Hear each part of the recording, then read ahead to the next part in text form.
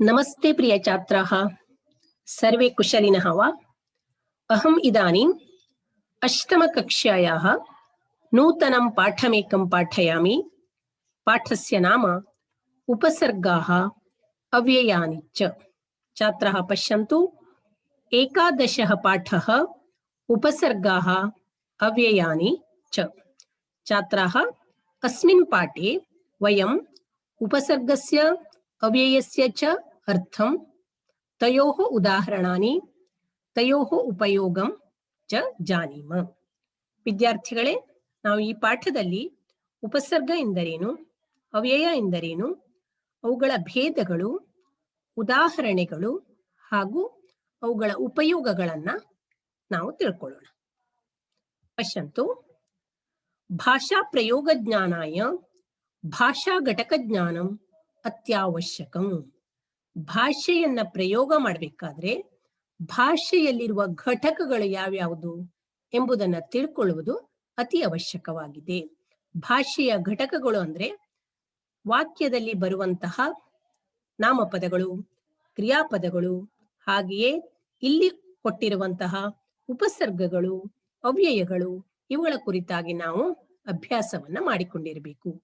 ಇಲ್ಲದೋದ್ರೆ ಭಾಷೆಯನ್ನ ಪ್ರಯೋಗಿಸುವುದು ಕಷ್ಟವಾಗ್ತದೆ. ಅದಕ್ಕಾಗಿ ಭಾಷಾ ಪ್ರಯೋಗ ಜ್ಞಾನಾಯ ಭಾಷಾ ಘಟಕ ಜ್ಞಾನಂ ಅತ್ಯವಶ್ಯಕಂ. ಉಪಸರ್ಗಾಃ ಅವ್ಯಯಾನಿ ಚ ಸಂಸ್ಕೃತ ಭಾಷಾ ಘಟಕೇಶು ಪ್ರಧಾನತೆಯ ಅಂತರ್ಭವತಿ. ಉಪಸರ್ಗಾಃ ಅವ್ಯಯಾನಿ ಚ, ಉಪಸರ್ಗಗಳು ಮತ್ತು ಅವ್ಯಯಗಳು, ನಾವು ಈಗ ಅಭ್ಯಾಸ ಮಾಡುವಂತಹ ಉಪಸರ್ಗಗಳು ಮತ್ತು ಅವ್ಯಯಗಳು ಸಂಸ್ಕೃತ ಭಾಷಾ ಘಟಕೇಶು, ಸಂಸ್ಕೃತ ಭಾಷಾ ಘಟಕಗಳಲ್ಲಿ ಪ್ರಧಾನತೆಯ ಅಂತರ್ಭವತಿ, ಪ್ರಧಾನವಾಗಿ ಇವೆ. ಅತಃ ಅತ್ರ ಉಪಸರ್ಗಾನಾಂ ಅವ್ಯಯಾನಾಂ ಚ ಪರಿಚಯಃ ದತ್ತಃ. ಅತಃ ಅಸ್ಮಿನ್ ಪಾಠೆ ಉಪಸರ್ಗಾನಾಂ ಉಪಸರ್ಗಗಳ, ಅವ್ಯಯಾನಾಂ ಅವ್ಯಯಗಳ ಪರಿಚಯವನ್ನ ಕೊಡಲಾಗಿದೆ. ಮೊದಲನೇದಾಗಿ ಉಪಸರ್ಗವನ್ನ ನೋಡೋಣ. ಉಪಸರ್ಗಾಃ, ಉಪಸರ್ಗಗಳು. ನೋಡಿ ಅರ್ಥ ನೋಡಿ. ಕ್ರಿಯಾಪದಾನಾಂ ಆದೌ ತೈಃ ಸಹೈವ ಪ್ರಯುಜ್ಯಮಾನಾಃ ಶಬ್ದಾಃ ಉಪಸರ್ಗಾಃ ಇತ್ಯುಚ್ಯಂತೆ. ಕ್ರಿಯಾಪದಗಳಿಗಿಂತ ಮೊದಲು ಅವುಗಳ ಜೊತೆಗೆ ಉಪಯೋಗಿಸುವ, ಬಳಸುವ, ಸೇರಿಸುವ ಶಬ್ದಗಳಿಗೆ ಏನಂತಾರೆ? ಉಪಸರ್ಗಗಳು ಅಂತ ಹೇಳ್ತಾರೆ. ಕ್ರಿಯಾಪದಗಳಿಗಿಂತ ಮೊದಲು ಅವುಗಳ ಜೊತೆಗೆ ಸೇರಿಸುವಂತಹ ಶಬ್ದಗಳು. ನೋಡಿ, ನೀವು ಇಂಗ್ಲಿಷ್ನಲ್ಲಿ ಪ್ರಿಫಿಕ್ಸ್ ಅಂಡ್ ಸಫಿಕ್ಸ್ ಹೇಳ್ತಾರಲ್ಲ ನೋಡಿ. ಅನ್ಹ್ಯಾಪಿ, ಹ್ಯಾಪಿ ಇದಕ್ಕೆ ಅನ್ ಹೇಳುವುದನ್ನ ಮೊದಲು ಸೇರಿಸ್ತೀರಲ್ಲ, ಅದು ಪ್ರಿಫಿಕ್ಸ್. ಸಫಿಕ್ಸ್ ಅಂದ್ರೆ ನಂತರ ಸೇರಿಸೋದು. ಉದಾಹರಣೆಗೆ ಹ್ಯಾಪಿ ಇದೆಯಲ್ಲ, ಹ್ಯಾಪಿನೆಸ್, ನೆಸ್ ಅನ್ನೋದು ಸಫಿಕ್ಸ್. ಇದು ಕ್ರಿಯಾಪದಗಳಿಗಿಂತ ಮೊದಲು ಸೇರಿಸಲ್ಪಡ್ತದೆ, ಇದು ಪ್ರಿಫಿಕ್ಸ್. ತೇಚ ಉಪಸರ್ಗಾಃ ದ್ವಾವಿಂಶತಿಃ ಸಂತಿ. ಆ ಉಪಸರ್ಗಗಳು ಎಷ್ಟಿದಾವೆ? 22 ಇದ್ದಾವೆ. ಈ ಉಪಸರ್ಗಗಳನ್ನ ವಾಕ್ಯದಲ್ಲಿ ಸ್ವತಂತ್ರವಾಗಿ ಬಳಕೆ ಮಾಡುವುದಿಲ್ಲ. ಇಲ್ಲಿರುವ 22 ಉಪಸರ್ಗಗಳಿದೆಯಲ್ಲ, ಅದನ್ನ ಸ್ವತಂತ್ರವಾಗಿ ಬಳಕೆ ಮಾಡೋದಿಲ್ಲ. ಅದು ಕ್ರಿಯಾಪದಗಳಿಗಿಂತ ಅಥವಾ ಧಾತುಗಳಿಗಿಂತ ಮೊದಲು ಬಳಕೆ ಆಗ್ತದೆ, ಬಳಸಲ್ಪಡ್ತದೆ, ಅವುಗಳಿಗೆ ಸೇರಿಸಲ್ಪಡ್ತದೆ. ಧಾತುವಿಗೆ ಅಥವಾ ಕ್ರಿಯಾಪದಕ್ಕೆ ಅದಕ್ಕಿಂತ ಮುಂಚೆ ಅದಕ್ಕೆ ಸೇರಿಸುವಂತಹ ಶಬ್ದಗಳು ಉಪಸರ್ಗಗಳು. ನೋಡಿ, ಉದಾಹರಣೆ ನೋಡ್ರಿ ನಿಮ್ಗೆ ಗೊತ್ತಾಗ್ತದೆ. ದ್ವಾವಿಂಶತಿ ಉಪಸರ್ಗಾಃ ಸಂತಿ. ತೇ ಪ್ರ, ಪರ, ಅಪ, ಸಂ, ಅನು, ಅವ, ನಿಸ್, ನಿರ್, ದುಸ್, ದುರ್, ವಿ, ಆಂಗ್, ನೀ, ಅಧಿ, ಅಪಿ, ಅತಿ, ಸು, ಉತ್, ಅಭಿ, ಪ್ರತಿ, ಪರಿ, ಉಪ. एवं द्वाविंशतिः उपसर्गाः सन्ति. पुनः वदामि. प्र, परा, अप, सम, अनु, अव, निस्, निर, दुस्, दुर्, वी, आंग, नी, अधि, अपि, अति, सु, उत, अभि, प्रति, परि, उप. ते उपसर्गाः ದ್ವಾವಿಂಶತಿ ಉಪಸರ್ಗ ಸಂತಿ. ಧಾತುವಿನ ಜೊತೆಯಲ್ಲಿ ಧಾತುವಿಗಿಂತ ಮೊದಲು ಬಳಕೆ ಮಾಡುವಂತಹ ಸೇರಿಸುವಂತಹ ಶಬ್ದಗಳು. ನೋಡಿ, ಉಪಸರ್ಗ ಸೇರಿದಾಗ ಯಾವ ರೀತಿಯಲ್ಲಿ ಬದಲಾವಣೆಗಳು ಉಂಟಾಗ್ತವೆ? ಉಪಸರ್ಗ ಗತಿಹಿ, ಉಪಸರ್ಗ ಸೇರಿದಾಗ ಉಂಟಾಗುವಂತ ಬದಲಾವಣೆಗಳು. ಶ್ಲೋಕ ರೂಪೇಣ ಅತ್ರ ಯಚ್ಚತಿ. ಧಾತ್ವರ್ಥಂ ಬಾಧತೆ ಕಶ್ಚಿತ್, ಕಶ್ಚಿತ್ ತಮನುವರ್ತತೆ, ತಮೇವ ವಿಶಿಷ್ಟ್ಯನ್ಯಃ ಉಪಸರ್ಗ ಗತಿಸ್ತ್ರಿಧಾ. ಧಾತ್ವರ್ಥಂ ಬಾಧತೆ ಕಶ್ಚಿತ್, ಕಶ್ಚಿತ್ ತಮನುವರ್ತತೆ, ತಮೇವ ವಿಶಿಷ್ಟ್ಯನ್ಯಃ ಉಪಸರ್ಗ ಗತಿಸ್ತ್ರಿಧಾ. ಉಪಸರ್ಗ ಸೇರಿದಾಗ 3 ರೀತಿಯಲ್ಲಿ ಬದಲಾವಣೆಗಳು ಉಂಟಾಗ್ತವೆ. ಉಪಸರ್ಗ ಗತಿ ತ್ರಿಧಾ, 3 ರೀತಿಯಲ್ಲಿ ಇದೆ. ಯಾವ್ಯಾವುದು? ಧಾತ್ವರ್ಥಂ ಬಾಧತೆ ಕಶ್ಚಿತ್, ಕಶ್ಚಿತ್ ಧಾತ್ವರ್ಥಂ ಬಾಧತೆ ಅಂದರೆ ಕೆಲವು ಉಪಸರ್ಗಗಳು ಸೇರಿದಾಗ ಧಾತುವಿನ ಅರ್ಥ ಬದಲಾವಣೆ ಹೊಂದುತ್ತದೆ. ಕಶ್ಚಿತ್ ತಮನುವರ್ತತೆ, ಕಶ್ಚಿತ್ ಕೆಲವೊಂದೇನ್ ಮಾಡ್ತದೆ, ಅದನ್ನೇ ಅನುಸರಿಸುತ್ತದೆ. ಇನ್ನು ತಮೇವ ವಿಶಿಷ್ಟ್ಯನ್ಯ ಅಂದ್ರೆ ಕೆಲವು ಸಂಪೂರ್ಣವಾಗಿ ಬದಲಾವಣೆ ಹೊಂದಿದ್ರೆ, ಕೆಲವು ಏನ್ ಮಾಡ್ತದೆ, ವಿರುದ್ಧವಾಗಿ ಬರ್ತವೆ. ನೋಡಿ, ಇಲ್ಲಿದೆ ಉಪಸರ್ಗೇಣ ಕ್ರಿಯಾಪದಸ್ಯ ಅರ್ಥ ಕ್ವಚಿತ್ ತಥೈವ ತಿಷ್ಠತಿ. ಉಪಸರ್ಗದಿಂದ ಕ್ರಿಯಾಪದಗಳ ಅರ್ಥ ಕೆಲವೊಮ್ಮೆ ಏನಾಗ್ತದೆ, ಹಾಗೆಯೇ ಇರ್ತದೆ, ಬದಲಾವಣೆ ಹೊಂದುವುದಿಲ್ಲ. ಕ್ವಚಿತ್ ಸ್ವಲ್ಪತೆಯ ಪರಿವರ್ತತೆ, ಕೆಲವು ಸ್ವಲ್ಪ ಬದಲಾವಣೆ ಹೊಂದುತ್ತದೆ. ಕ್ವಚಿತ್ ಪೂರ್ಣತೆಯ ಪರಿವರ್ತತೆ, ಕೆಲವು ಸಂಪೂರ್ಣವಾಗಿ ಬದಲಾವಣೆ ಹೊಂದುತ್ತದೆ, ಕೆಲವು ಸ್ವಲ್ಪ ಬದಲಾವಣೆ ಹೊಂದುತ್ತದೆ, ಇನ್ನು ಕೆಲವು ಯಾವುದೇ ಬದಲಾವಣೆಯನ್ನ ಹೊಂದುವುದಿಲ್ಲ. ಅದೇ ಅರ್ಥವನ್ನ ಕೊಡ್ತದೆ. ಇದು ಉಪಸರ್ಗದ ಗತಿ 3 ರೀತಿಯಲ್ಲಿ ಇರ್ತದೆ. ಉಪಸರ್ಗ ಸೇರಿದಾಗ ಕ್ರಿಯಾಪದದ ಅರ್ಥ ಹಾಗೆಯೇ ಇರುತ್ತದೆ, ಅಥವಾ ಕ್ರಿಯಾಪದದ ಅರ್ಥ ಸ್ವಲ್ಪ ಬದಲಾವಣೆ ಹೊಂದುತ್ತದೆ, ಅಥವಾ ಕ್ರಿಯಾಪದದ ಅರ್ಥ ಸಂಪೂರ್ಣವಾಗಿ ಬದಲಾವಣೆ ಹೊಂದುತ್ತದೆ. ಉದಾಹರಣೆ ನೋಡಿ, ಕ್ರಿಯಾಪದಾರ್ಥ ಪೋಷಕ. ಇವು ಕ್ರಿಯಾಪದದ ಅರ್ಥವನ್ನು ಪೋಷಿಸ್ತವೆ, ಬದಲಾವಣೆ ಆಗುವುದಿಲ್ಲ. ಧಾವತಿ ನೋಡಿ, ಕ್ರಿಯಾಪದ ಧಾವಧಾತು, ಪ್ರ ಉಪಸರ್ಗ ಸೇರಿದ್ರೆ ಪ್ರಧಾವತಿ ಆಗ್ತದೆ. ಧಾವತಿ ಅಂದ್ರೂ ಓಡುತ್ತಾನೆ, ಪ್ರಧಾವತಿ ಅಂದ್ರೂ ಕೂಡ ಓಡುತ್ತಾನೆ ಅಂತಾನೆ ಅರ್ಥ. ಶಾಮ್ಯತಿ ಉಪ ಸೇರಿದಾಗ ಉಪಶಾಮ್ಯತಿ, ಸಮಾಧಾನ ಮಾಡೋದು. ಶಾಮ್ಯತಿ ಉಪಶಾಮ್ಯತಿ ಅಂದ್ರೆ ಅದು ಕೂಡ ಅದರ ಅರ್ಥ ಹಾಗೆ. ವರ್ಧತೆ ಬೆಳೆಯುತ್ತದೆ, ಸಂವರ್ಧತೆ ಅಂದ್ರೆ ಸಮ್ಯಕ್ ವರ್ಧತೆ ಚೆನ್ನಾಗಿ ಬೆಳೆಯುತ್ತದೆ ಹೇಳ ಅರ್ಥವೇ ವಿನ ಕ್ರಿಯಾಪದದ ಅರ್ಥವನ್ನು ಪೋಷಿಸ್ತದೆಯೇ ವಿನ ಬದಲಾವಣೆಯಾಗಲಿ ಆಗುವುದಿಲ್ಲ. ವರ್ಧತೆ ಸಂವರ್ಧತೆ. ನಯತಿ ಒಯ್ಯುತ್ತಾನೆ, ಸುನಯತಿ ಅಂದ್ರೆ ಸರಿಯಾಗಿ ಒಯ್ಯುತ್ತಾನೆ, ಗೊತ್ತಾಯ್ತಾ? ಇದರ ಅರ್ಥ ಕೂಡ ಬದಲಾವಣೆ ಹೊಂದುವುದಿಲ್ಲ. ಪಶ್ಯತಿ ಪ್ರ ಉಪಸರ್ಗ ಸೇರಿದಾಗ ಪಶ್ಯತಿ ಅಂದ್ರೆ ನೋಡುತ್ತಾನೆ, ಪ್ರಪಶ್ಯತಿ ಅಂದ್ರೂ ಕೂಡ ನೋಡುತ್ತಾನೆ. ಈ ರೀತಿ ಕೆಲವು ಕ್ರಿಯಾಪದಗಳಿಗೆ ಅಥವಾ ಧಾತುಗಳಿಗೆ ಈ ಉಪಸರ್ಗಗಳು ಸೇರಿದಾಗ ಅದರ ರೂಪಗಳಲ್ಲಿ ಅಂದ್ರೆ ಅದರ ಅರ್ಥದಲ್ಲಿ ಯಾವುದೇ ಬದಲಾವಣೆ ಹೊಂದುವುದಿಲ್ಲ, ಅದರ ಅರ್ಥವನ್ನು ಸ್ವಲ್ಪ ಮಟ್ಟಿಗೆ ಪೋಷಿಸ್ತದೆ. ಇವು ಉದಾಹರಣೆಗಳು ಏನು, ಕ್ರಿಯಾಪದಾರ್ಥ ಪೋಷಕಗಳ ಉದಾಹರಣೆಗಳು. ಅಂದ್ರೆ ಈಗಾಗಲೇ ಹೇಳಿದ ಹಾಗೆ ಕ್ರಿಯಾಪದದ ಅರ್ಥ ಬದಲಾವಣೆ ಹೊಂದುವುದಿಲ್ಲ, ಉಪಸರ್ಗ ಸೇರಿದಾಗ ಅದರ ಅರ್ಥ ಸ್ವಲ್ಪ ಮಟ್ಟಿಗೆ ಪೋಷಿಸಲ್ಪಡುತ್ತದೆ. ಇನ್ನು ಎರಡನೇದು ಕ್ರಿಯಾಪದಾರ್ಥ ಪರಿವರ್ತಕ. ಇವೇನಾಗ್ತವೆ ಅಂದ್ರೆ ಕ್ರಿಯಾಪದದ ಅರ್ಥವನ್ನ ಪರಿವರ್ತನೆ ಮಾಡ್ತವೆ, ಬೇರೆ ಮಾಡ್ತವೆ. ಇರುವ ಕ್ರಿಯಾಪದದ ಅರ್ಥ ಬೇರೆ, ಉಪಸರ್ಗ ಸೇರಿದಾಗ ಅದರ ಅರ್ಥ ಬೇರೆ ಆಗ್ತದೆ. ಇದು ಕ್ರಿಯಾಪದದ ಅರ್ಥವನ್ನ ಪರಿವರ್ತನೆ ಮಾಡ್ತದೆ.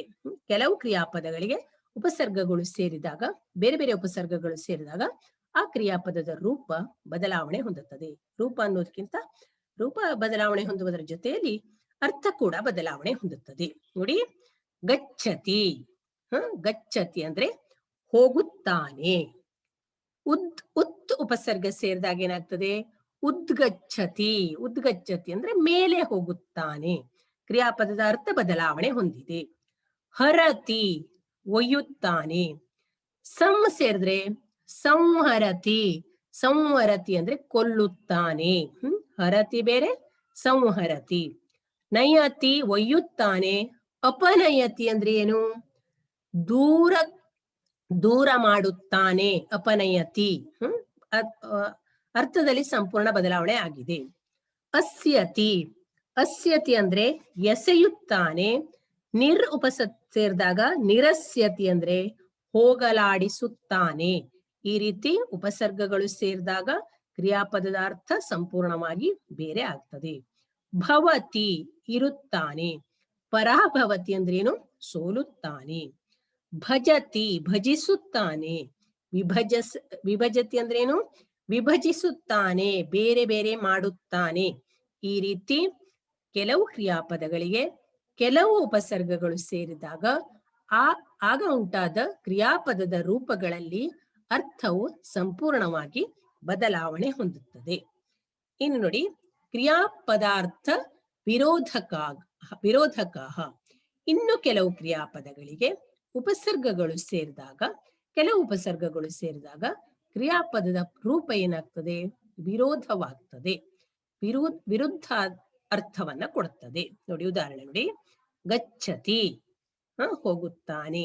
ಆಂಗ್ ಪ್ರತ್ಯಯ, ಆಂಗ್ ಉಪಸರ್ಗ ಸೇರಿದಾಗ, ಪ್ರತ್ಯಯ ಅಲ್ಲ ಉಪಸರ್ಗ ಸೇರಿದಾಗ ಆಗಚ್ಚತಿ. ಗಚ್ಚತಿ ಹೋಗುತ್ತಾನೆ, ಆಗಚ್ಚತಿ ಬರುತ್ತಾನೆ.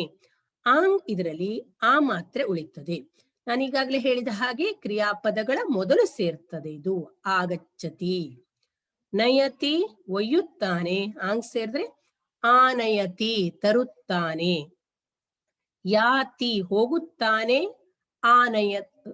ಆಯಾತಿ ಬರುತ್ತಾನೆ. ದದಾತಿ ಕೊಡುತ್ತಾನೆ, ದದಾತಿ ಅಂದ್ರೇನು? ಸ್ವೀಕರಿಸುತ್ತಾನೆ.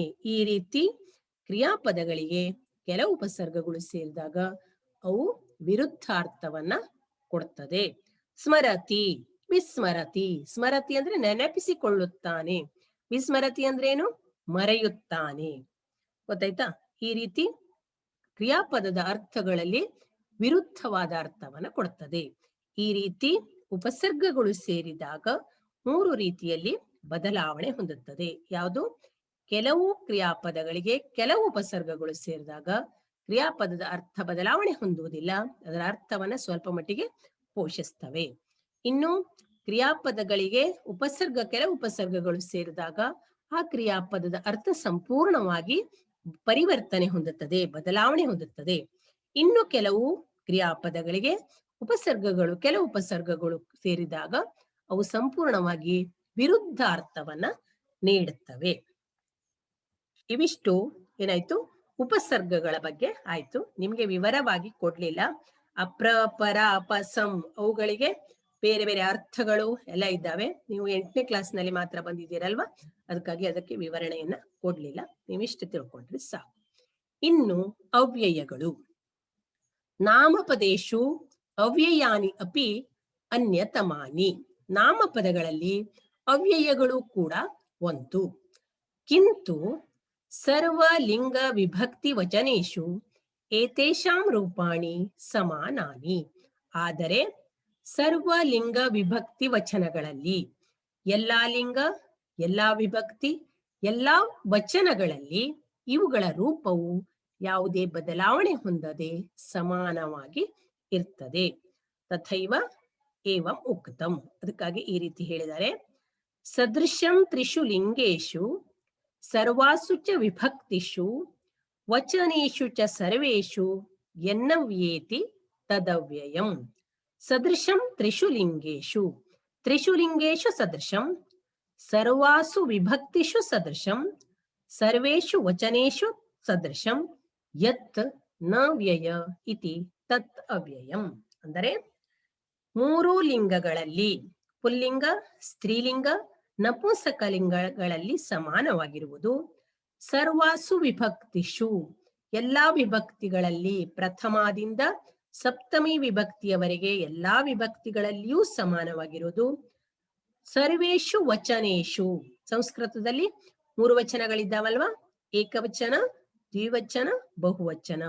ಆ 3 ವಚನಗಳಲ್ಲಿಯೂ ಸಮಾನವಾಗಿರುವುದು, ಯಾವುದೇ ಬದಲಾವಣೆ ಹೊಂದದೇ ಇರುವಂತಹದ್ದು. ಅದಕ್ಕೇನಂತಾರೆ ಅವ್ಯಯಂ. ವ್ಯಯ ನಾಶವಾಗುವುದು, ಬದಲಾವಣೆ ಹೊಂದುವುದು. ಅವ್ಯಯ ಯಾವುದೇ ಬದಲಾವಣೆಯನ್ನ ಹೊಂದದೇ ಇರುವಂತಹದ್ದು.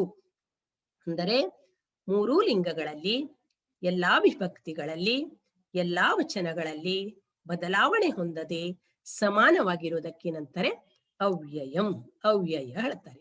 ಇದನ್ನ ನಾಮಪದದಲ್ಲಿಯೇ ಸೇರಿಸ್ತಾರೆ ಅವ್ಯಯವನ್ನ.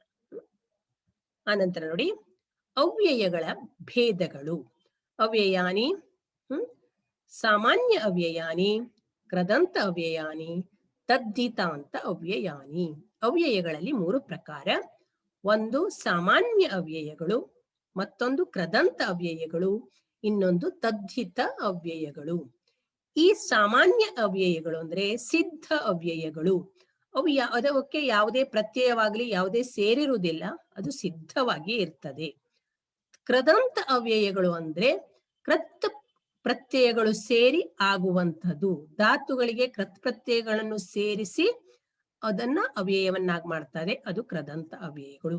ಹಾಗೆಯೇ ನಾಮಪದದ ಮೂಲ ರೂಪವಾದಂತಹ ಪ್ರಾತಿಪದಿಕಗಳಿಗೆ ತದ್ದಿತ ಪ್ರತ್ಯಯಗಳು ಸೇರಿ ಆಗುವಂತಹ ಅವ್ಯಯಗಳು ತದ್ದಿತಾಂತ ಅವ್ಯಯಗಳು.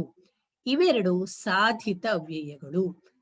ನಾವು ಭಾಷಾ ಪ್ರಯೋಗಕ್ಕೆ ಅನುಕೂಲವಾಗಬೇಕು ಅಂತ ನಾವು ಇದನ್ನ ಏನ್ ಮಾಡಿದ್ದೇವೆ, ನಾವೇ ಸಿದ್ಧಪಡಿಸಿಕೊಂಡಿದ್ದೇವೆ, ಕೃದಂತ ಅವ್ಯಯಗಳು ಮತ್ತೆ ತದ್ದಿತಾಂತ ಅವ್ಯಯಗಳನ್ನು. ಆದರೆ ಈ ಸಾಮಾನ್ಯ ಅವ್ಯಯಗಳು ಸಿದ್ಧಪಡಿಸದ್ದು, ಈಗಾಗಲೇ ಸಿದ್ಧ ಆಗಿರುವಂತಹದ್ದು, ನಾವು ಮಾಡಿರೋದು ಅಲ್ಲ. ಅದಕ್ಕಾಗಿ ಇದು ಸಿದ್ಧ ಅವ್ಯಯ, ಇವೆರಡು ಸಾಧಿತ ಅವ್ಯಯ.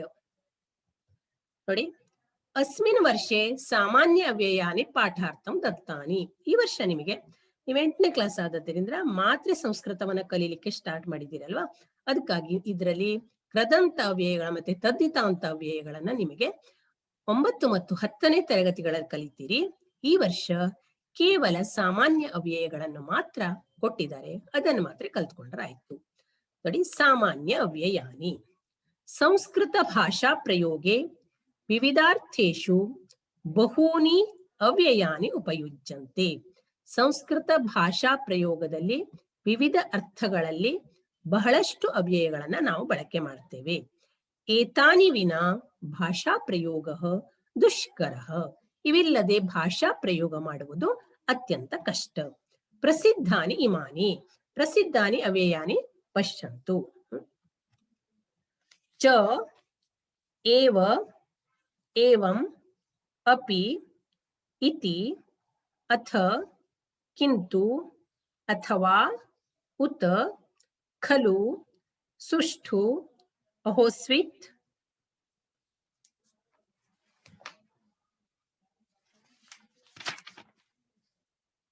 ಆಹೋಸ್ವಿತ್, ಪರಂ, ಸಕೃತ್, ಉಚ್ಚೈಃ, ನೀಚೈಃ, ಅಧಃ, ಉಪರಿ, ಸಮ್ಯಕ್, ಉಭಯತಃ, ಸರ್ವತಃ. ಈ ರೀತಿ ಪ್ರಸಿದ್ಧವಾದ ಕೆಲವು ಅವ್ಯಯಗಳನ್ನು ಕೊಟ್ಟಿದ್ದಾರೆ. ತುಂಬಾ ಅವ್ಯಯಗಳಿದ್ದಾವೆ. ಇವೆಲ್ಲ ಸಾಮಾನ್ಯ ಅವ್ಯಯಗಳು. ಚ ಅಂದ್ರೆ ಮತ್ತು, ಏವ ಅಂದ್ರೆ ಹೀಗೆ, ಏವಂ ಅಂದ್ರೆ ಈ ರೀತಿ, ಅದೇ, ಏವ ಅಂದ್ರೆ ಅದೇ, ವಿದ್ಯಾ ಏವ ವಿದ್ಯೆಯೇ, ಹೇಳುವ ಅರ್ಥದಲ್ಲಿ. ಏವಂ ಅಂದ್ರೆ ಹೀಗೆ, ಅಪಿ ಅಂದ್ರೆ ಮತ್ತು, ಸಹ, ಇತಿ ಅಂದ್ರೆ ಎಂದು, ಅಥ ಬಳಿಕ, ಕಿಂತು ಆದರೆ, ಅಥವಾ ಅಥವಾ, ಉತ ಅಥವಾ, ಖಲು ಅಂದ್ರೆ ನಿಜವಾಗಿ, ಸುಷ್ಠು ಚೆನ್ನಾಗಿ, ಆಹೋಸ್ವಿತ್ ಅಂದ್ರೆ ವಿಕಲ್ಪ, ಪರಂ ಅಂದ್ರೆ ಬಳಿಕ, ಸಕೃತ್ ಒಮ್ಮೆ, ಉಚ್ಚೈಹಿ ದೊಡ್ಡದಾಗಿ, ನೀಚೈಹಿ ಚಿಕ್ಕದಾಗಿ, ಅಧಃ ಕೆಳಗೆ, ಉಪರಿ ಮೇಲೆ, ಸಮ್ಯಕ್ ಚೆನ್ನಾಗಿ, ಉಭಯತಃ ಎರಡೂ ಕಡೆಯಿಂದ, ಸರ್ವತಃ ಎಲ್ಲಾ ಕಡೆಯಿಂದ. ಈ ರೀತಿ ಕೆಲವು ಪ್ರಸಿದ್ಧ ಅವ್ಯಯಗಳನ್ನು ಕೊಟ್ಟಿದ್ದಾರೆ. ಅವುಗಳ ಅರ್ಥಗಳನ್ನು ಕೂಡ ನಾವು ತಿಳ್ಕೊಂಡಿದ್ದೇವೆ. ಈಗ ಇನ್ನೊಂದ್ಸಲ ಹೇಳ್ತೇನೆ. ಚ ಅಂದ್ರೆ ಮತ್ತು, ಏವ ಅಂದ್ರೆ ಅಂದ್ರೆ ವಿದ್ಯೆ ಏ, ವಿದ್ಯಾ ಏವ, ಧನಂ ಏವ ಧನಮೇ, ಈ ರೀತಿ ಅರ್ಥದಲ್ಲಿ. ಏವಂ ಹೀಗೆ, ಅಪಿ ಸಹ, ಇತಿ ಎಂದು, ಅಥ ಬಳಿಕ, ಕಿಂತು ಆದರೆ, ಅಥವಾ ಅಥವಾ ಬಳಕೆ ಮಾಡ್ತೀರಲ್ಲ ನೀವು ಕನ್ನಡದಲ್ಲೂ, ಅಥವಾ, ಉತ ಅಂದ್ರೆ ಅಥವಾ, ಖಲು ಅಂದ್ರೆ ನಿಜವಾಗಿ, ಸುಷ್ಠು ಚೆನ್ನಾಗಿ, ಆಹೋಸ್ವಿತ್ ವಿಕಲ್ಪ, ಪರಂ ಬಳಿಕ, ಸಕೃತ್ ಒಮ್ಮೆ, ಉಚ್ಚೈಹಿ ದೊಡ್ಡದಾಗಿ, ನೀಚೈಹಿ ಸಣ್ಣದಾಗಿ, ಅಧಃ ಕೆಳಗೆ, ಉಪರಿ ಮೇಲೆ, ಸಮ್ಯಕ್ ಚೆನ್ನಾಗಿ, ಉಭಯತಃ ಎರಡು ಕಡೆಯಿಂದ, ಸರ್ವತಃ ಎಲ್ಲಾ ಕಡೆಯಿಂದ. ಈ ರೀತಿ ಕೆಲವು ಪ್ರಸಿದ್ಧ ಅವ್ಯಯಗಳನ್ನ ಕೊಟ್ಟಿದ್ದಾರೆ. ಮುಂದೆ ಅವುಗಳನ್ನ ವಾಕ್ಯದಲ್ಲಿ ಹೇಗೆ ಬಳಕೆ ಮಾಡ್ತಾರೆ ಎನ್ನುವುದನ್ನ ಕೊಟ್ಟಿದ್ದಾರೆ ನೋಡಿ. ಏತೇಷು ಕೇಶಾಂಚನ ಪ್ರಯೋಗ ಅತ್ರ ಪ್ರದತ್ತ. ಇಲ್ಲಿ ಕೆಲವು ಪ್ರಯೋಗಗಳನ್ನ ಇಲ್ಲಿ ಕೊಟ್ಟಿದ್ದಾರೆ. ವಾಕ್ಯದಲ್ಲಿ ಹೇಗೆ ಪ್ರಯೋಗಿಸ್ತೀರಿ ಅನ್ನೋದನ್ನ ಪಶ್ಯಂತು. ಅವ್ಯಯಂ ಚ ಉದಾಹರಣ ವಾಕ್ಯಂ. ರಾಮಃ ಕೃಷ್ಣಃ ಚ ಪಠತಿ. ನೋಡಿ, ಮತ್ತು ರಾಮನು ಮತ್ತು ಕೃಷ್ಣನು ಪಠತಿ ಓದುತ್ತಾರೆ. ಇಲ್ಲಿ ಪುಸ್ತಕದಲ್ಲಿ ಕೊಟ್ಟಿದ್ದಾರೆ ರಾಮಃ ಕೃಷ್ಣಃ ಚ ಪಠತಃ ಆಗ್ಬೇಕು, ಅದು ಪಠತಿ ಅಂತಾನೆ ಕೊಟ್ಟಿದ್ದಾರೆ ಪುಸ್ತಕದಲ್ಲಿ. ಯಾಕೆಂದ್ರೆ ಇಬ್ಬರಿದಾರಲ್ಲ, ರಾಮ ಮತ್ತು ಕೃಷ್ಣರು, ಪಠತಃ ಆಗ್ಬೇಕು, ಅಲ್ಲೇ ತಪ್ಪಿದೆ, ಗೊತ್ತಾಯ್ತಾ? ರಾಮಃ ಕೃಷ್ಣಃ ಚ ಪಠತಃ, ಇಬ್ರಲ್ವಾ, ರಾಮನು ಮತ್ತು ಕೃಷ್ಣನು ಓದುತ್ತಾರೆ. ಪಠತಃ ದ್ವಿವಚನೆ ಪಠತಿ ಪಠತಃ. ಅಪಿ ಸಹ ಗಣೇಶಃ ಉತ್ತಮಃ ರಮೇಶಃ ಅಪಿ ಉತ್ತಮಃ. ಗಣೇಶ ಉತ್ತಮನು, ರಮೇಶನೂ ಉತ್ತಮನು. ಗಣೇಶ ಉತ್ತಮನು, ರಮೇಶನೂ ಸಹ ಉತ್ತಮನು. ಉಚ್ಚೈಹಿ ಗೀತಾ ಉಚ್ಚೈಹಿ ಗಾಯತಿ. ಗೀತಾಳು ದೊಡ್ಡದಾಗಿ ಹಾಡುತ್ತಾಳೆ. ಉಚ್ಚೈಹಿ ನೋಡಿ, ಇಲ್ಲಿ ಈಗಾಗಲೇ ಹೇಳಿದ ಹಾಗೆ ಅವ್ಯಯಗಳು ಎಲ್ಲೂ ಬದಲಾವಣೆ ಹೊಂದುವುದಿಲ್ಲ, ಹೌದಲ್ವಾ? ನೋಡಿ, ರಾಮಃ ಕೃಷ್ಣಃ ಚ ಪಠತಃ, ಸೀತಾ ರಾಮಃ ಚ ಪಠತಃ, ರಾಮಃ ಗೋವಿಂದಃ ಕೃಷ್ಣಃ ಹನುಮಾನ್ ಚ ಪಠಂತಿ. ಚ ಇರೋದು ಯಾವುದೇ ಸಂದರ್ಭದಲ್ಲೂ ಕೂಡ ಬದಲಾವಣೆ ಹೊಂದುವುದಿಲ್ಲ. ಹಾಗೆ ರಾಮಃ ಕೃಷ್ಣಃ ಚ ಅಪಠತಾಂ, ಅಪಠತಾಂ ಇಬ್ಬರಿದ್ರೆ ಅಪಠತಾಂ ಬರ್ತದಲ್ಲ, ಲಂಗ್ ಲಕಾರ ಭೂತಕಾಲದಲ್ಲೂ ಕೂಡ ಬದಲಾವಣೆ ಹೊಂದುವುದಿಲ್ಲ. ಯಾವ ಸಂದರ್ಭದಲ್ಲೂ ಕೂಡ ಈ ಅವ್ಯಯ ಇದ್ದಾಗೆ ಇರ್ತದೆ, ಬದಲಾವಣೆ ಹೊಂದುವುದಿಲ್ಲ. ಅಧಃ ವೃಕ್ಷಸ್ಯ ಅಧಃ ಮೂಲಮಸ್ತಿ. ಮರದ ಕೆಳಗೆ ಅಧಃ ಬೇರು ಇರುತ್ತದೆ. ಮೂಲಂ ಇತ್ಯುಕ್ತೆ ಬೇರು. ಉಪರಿ ಪರ್ವತಸ್ಯ ಉಪರಿ ದೇವಾಲಯಃ ಅಸ್ತಿ. ಪರ್ವತದ ಮೇಲೆ ದೇವಾಲಯವು ಇರುತ್ತದೆ. ಸಮ್ಯಕ್ ಅಧ್ಯಾಪಕಃ ಸಮ್ಯಕ್ ಪಾಠಯತಿ. ಚೆನ್ನಾಗಿ, ಸಮ್ಯಕ್ ಇತ್ಯುಕ್ತೆ ಅಧ್ಯಾಪಕರು ಚೆನ್ನಾಗಿ ಪಾಠ ಮಾಡುತ್ತಾರೆ. ಸಕೃತ್ ಒಮ್ಮೆ, ಸರ್ವೇಪಿ ಜೀವನೆ ಸಕೃತ್ ಸಂಸ್ಕೃತಂ ಪಠಂತು. ಎಲ್ಲರೂ ಜೀವನದಲ್ಲಿ ಒಮ್ಮೆ ಸಂಸ್ಕೃತವನ್ನು ಓದಿರಿ. ಸಕೃತ್ ಅಂದ್ರೆ ಒಮ್ಮೆ. ಸುಷ್ಠು ಚೆನ್ನಾಗಿ, ಸಚಿನಃ ಸುಷ್ಠು ಕ್ರೀಡತಿ. ಸಚಿನ ಚೆನ್ನಾಗಿ ಆಟ ಆಡ್ತಾನೆ. ನೋಡಿ, ಸಕೃತ್ ಸುಷ್ಠು ನೀವೆಲ್ಲ ಅವ್ಯಯಗಳನ್ನು ನೋಡಿದಿರಲ್ಲ, ಎಲ್ಲೂ ಕೂಡ ಪ್ರಯೋಗದಲ್ಲಿ ಅದೇನಾಗಿದೆ, ಬದಲಾವಣೆಯನ್ನ ಹೊಂದಿಲ್ಲ, ಹಾಗೆ ಇರ್ತದೆ. ಏವ ರಾಮಃ ಏವ ಶೂರಃ. ರಾಮನೇ ಶೂರನು. ಏ ಅರ್ಥದಲ್ಲಿ ಬರ್ತದೆ ಹೇಳಿದ್ನಲ್ವಾ, ರಾಮಃ ಏವ ಶೂರಃ, ರಾಮನೇ ಶೂರನು. ಖಲು ನಿಜವಾಗಿ, ಸಂಸ್ಕೃತಂ ಸುಂದರಂ ಖಲು. ಸಂಸ್ಕೃತವು ನಿಜವಾಗಿಯೂ ಸುಂದರವಾಗಿದೆ. ಸಂಸ್ಕೃತಂ ಸುಂದರಂ ಖಲು. ಈ ರೀತಿ ಇವು ಅವ್ಯಯಗಳ ಪ್ರಯೋಗಗಳು. ಅವ್ಯಯಗಳು ಬದಲಾವಣೆ ಹೊಂದದೇ ಇರುವುದನ್ನ ಗಮನಿಸಿದಿರಿ ಅಲ್ವಾ? ಆ ನಂತರ ನೋಡಿ ಅಭ್ಯಾಸ. ಇಲ್ಲಿ ಅಭ್ಯಾಸಕ್ಕೆ ನಿಮಗೆ ಕೆಲವು ಅವ್ಯಯಗಳನ್ನು ಕೊಟ್ಟಿದ್ದಾರೆ. ನೀವು ವಾಕ್ಯದಲ್ಲಿ ಅದನ್ನ ಏನ್ ಮಾಡ್ಬೇಕು, ಬಿಟ್ಟ ಸ್ಥಳದ ರೂಪದಲ್ಲಿ ತುಂಬಬೇಕು. ಅತ್ರ ಕಾನಿಚನ ಸಾಮಾನ್ಯ ಅವ್ಯಯಾನಿ ಪ್ರದತ್ತಾನಿ. ಚ ಅರ್ಥವನ್ನು ಕೂಡ ಕೊಟ್ಬಿಟ್ಟಿದ್ದಾರೆ. ಮತ್ತು, ಇತಿ ಎಂದು, ಸಕೃತ್ ಒಮ್ಮೆ, ಉಚ್ಚೈಹಿ ಜೋರಾಗಿ, ಉಪರಿ ಮೇಲೆ, ಅಧುನಾ ಈಗ, ಅಧಃ ಕೆಳಗೆ. ಇಲ್ಲಿ ಇಷ್ಟು ಅವ್ಯಯಗಳನ್ನು ಕೊಟ್ಟಿದ್ದಾರೆ. ಇಲ್ಲಿ ಕೆಲವೊಂದು ವಾಕ್ಯಗಳನ್ನು ಕೊಟ್ಟಿದ್ದಾರೆ. ಆ ಬಿಟ್ಟ ಸ್ಥಳವನ್ನ ಈ ಅವ್ಯಯಗಳನ್ನ ತುಂಬಿ ಭರ್ತಿ ಮಾಡಬೇಕು. ಉಚಿತೇನ ಅವ್ಯಯೇನ ರಿಕ್ತ ಸ್ಥಾನಂ ಪೂರೈಯುತ. ಯೋಗ್ಯವಾದ ಅವ್ಯಯಗಳನ್ನು ಉಪಯೋಗಿಸಿ ಬಿಟ್ಟ ಸ್ಥಳವನ್ನ ಭರ್ತಿ ಮಾಡಿರಿ. ಶಿವಸ್ಯ ಮಸ್ತಕಸ್ಯ ಡ್ಯಾಶ್ ಗಂಗಾ ವಿರಾಜತೆ. ಶಿವನ ತಲೆಯ, ಮಸ್ತಕಂ ಇತ್ಯುಕ್ತೆ ಶಿರಃ ತಲೆ, ಉಪರಿ ನಾನೇನ್ ಬರೆದಿದ್ದೇನೆ ಉಪರಿ ಮೇಲೆ, ಶಿವನ ತಲೆಯ ಮೇಲೆ ಗಂಗೆಯು ವಿರಾಜಿಸುತ್ತಾಳೆ ಉಪರಿ. ರಾಮಃ ಲಕ್ಷ್ಮಣಃ ಸೀತಾ ಚ ಅಯೋಧ್ಯಾಂ ಅಗಚ್ಚನ್. ರಾಮ ಲಕ್ಷ್ಮಣ ಮತ್ತು ಸೀತೆಯರು ಅಯೋಧ್ಯೆಗೆ ಹೋಗಿದ್ದರು. ಚ ಹಾಕಿದ್ದೇನೆ. ಶಿಶುಃ ಉಚ್ಚೈಃ ರೋದನಂ ಅಕರೋತ್. ಶಿಶುವು ಜೋರಾಗಿ ದೊಡ್ಡದಾಗಿ ಅಳ್ತಾ ಇತ್ತು. ರೋದನಂ ಅಕರೋತ್. ಅಹಂ ಶಾಲಾಂ ಗಚ್ಚಾಮಿ ಇತಿ ಪುತ್ರಿ ಜನನೀಂ ಅವದತ್. ನಾನು ಶಾಲೆಗೆ ಹೋಗುತ್ತೇನೆ ಹೇಳಿ ಯಾರು ಹೇಳಿದ್ರು? ಮಗಳು ತಾಯಿಗೆ ಹೇಳಿದಳು. ಇತಿ. ಅಹಂ ಅಧುನಾ ಆಪಣಂ ಗಚ್ಚಾಮಿ. ಅಧುನಾ ಇತ್ಯುಕ್ತೆ ಈಗ, ನಾನು ಈಗ ಅಂಗಡಿಗೆ ಹೋಗುತ್ತೇನೆ. ಅಧುನಾ. ದೇವದತ್ತಃ ಪ್ರತಿದಿನಂ ಡ್ಯಾಶ್ ಭೋಜನಂ ಕರೋತಿ. ದೇವದತ್ತನು ಪ್ರತಿದಿನ ಸಕೃತ್ ಇತ್ಯುಕ್ತೆ ಒಮ್ಮೆ ಒಮ್ಮೆ ಊಟ ಮಾಡುತ್ತಾನೆ. ಉತ್ಪೀಠಿಕಾಯಾಃ ಅಧಃ ಬಿಡಾಲಃ ಉಪವಿಷ್ಟಃ ಅಸ್ತಿ. ಉತ್ಪೀಠಿಕಾ ಅಂದ್ರೆ ಕುಳಿತುಕೊಳ್ಳುವ ಆಸನ. ಅಧಃ ಕೆಳಗೆ, ಬಿಡಾಲಃ ಬೆಕ್ಕು ಕುಳಿತಿದೆ. ಇದು ಅಧಃ ಕೆಳಗೆ ಕೆಳಗೆ. ಈ ರೀತಿ ನಾವು ಇಲ್ಲಿ ಕೊಟ್ಟಿರುವಂತಹ ಅವ್ಯಯಗಳನ್ನು ಉಪಯೋಗಿಸಿ ಈ ವಾಕ್ಯಗಳನ್ನ ತುಂಬಿದ್ದೇವೆ. ವಿದ್ಯಾರ್ಥಿಗಳೇ, ಇಲ್ಲಿಗೆ ಅವ್ಯಯಾನಿ ಉಪಸರ್ಗಃ ಚ ಇತಿ ಪಾಠಂ ಸಮಾಪ್ತಂ. ವಯಂ ಪುನರ್ಮಿಲಾಮ. ಸರ್ವೇಭ್ಯೋ ಧನ್ಯವಾದಾः ಛಾತ್ರಾः.